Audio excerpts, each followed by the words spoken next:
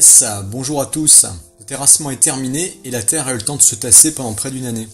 Il y a de l'eau sur un côté de mon terrain et c'est une excellente nouvelle que je mettrai à profit un peu plus tard. Suite à l'acceptation de mon permis de construire, j'ai contacté une petite entreprise de maçonnerie locale pour effectuer le gros œuvre de ma maison. En fait, le maçon a fait le choix de travailler avec un seul ouvrier et investi dans du matériel pour simplifier la vie. Donc il a rapidement installé sur mon terrain une grue télécommandée ainsi qu'une mini-pelle. Entre-temps, mes parents me prêtent leur caravane, ce qui me permettra de dormir sur mon terrain assez confortablement. J'ai négocié avec le maçon de façon à pouvoir travailler avec lui et ainsi de suivre les travaux. Le maçon installe d'abord ce qu'il appelle des chaises, c'est-à-dire des cordeaux pour délimiter la place des fouilles. C'est une technique très simple et particulièrement efficace. En fait, il pose 4 cordes sur des planches maintenues à hauteur d'homme par des pieux plantés dans le sol. Il est ensuite très simple de les déplacer pour avoir la dimension souhaitée, ici 6 mètres par 8 mètres. Il ne lui reste plus qu'à creuser avec sa mini-pelle en suivant le rectangle qu'il a ainsi formé à l'aide de ses chaises. En creusant, il retrouve au fond des fouilles les tuyaux d'évacuation, d'électricité et du puits canadien. Donc nous dégageons les tuyaux proprement afin que le béton des fondations les entoure correctement. Pour être hors gel, il faut creuser à 80 cm de profond, mais côté montagne, le rocher n'est pas loin. J'installe de gros fers à béton percés dans la roche avec l'espoir de bien ancrer les fondations.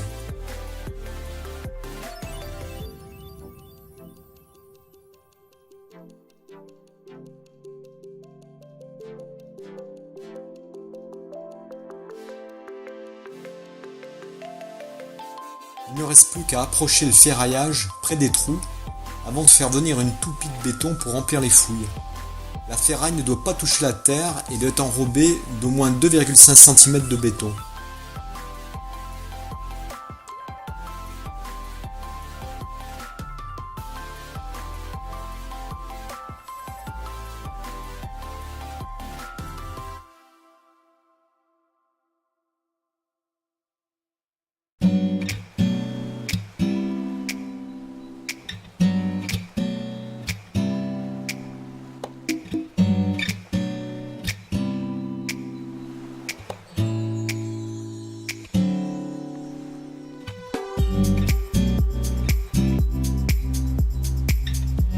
Le maçon plante quelques tiges d'acier avant que le béton ne sèche afin d'avoir une reprise avec le ferraillage du mur de soubassement.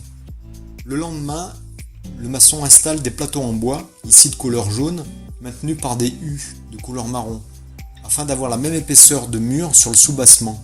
Et nous insérons ensuite entre les plateaux le ferraillage nécessaire.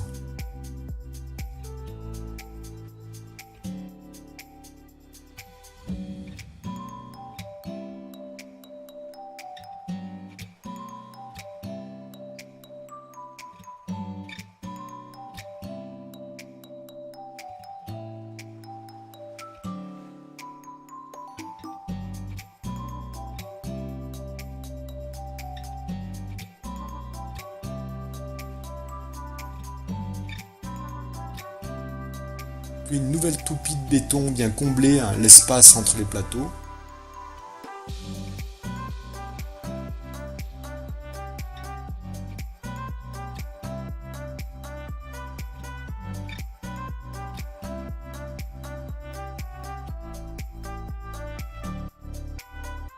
Survient un épisode neigeux le 25 mai.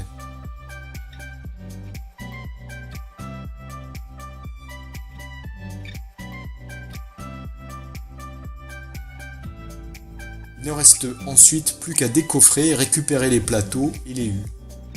Il est maintenant temps de couler la dalle. Si vous avez aimé ma vidéo, laissez-moi un pouce et n'hésitez pas à vous abonner. Merci et à bientôt.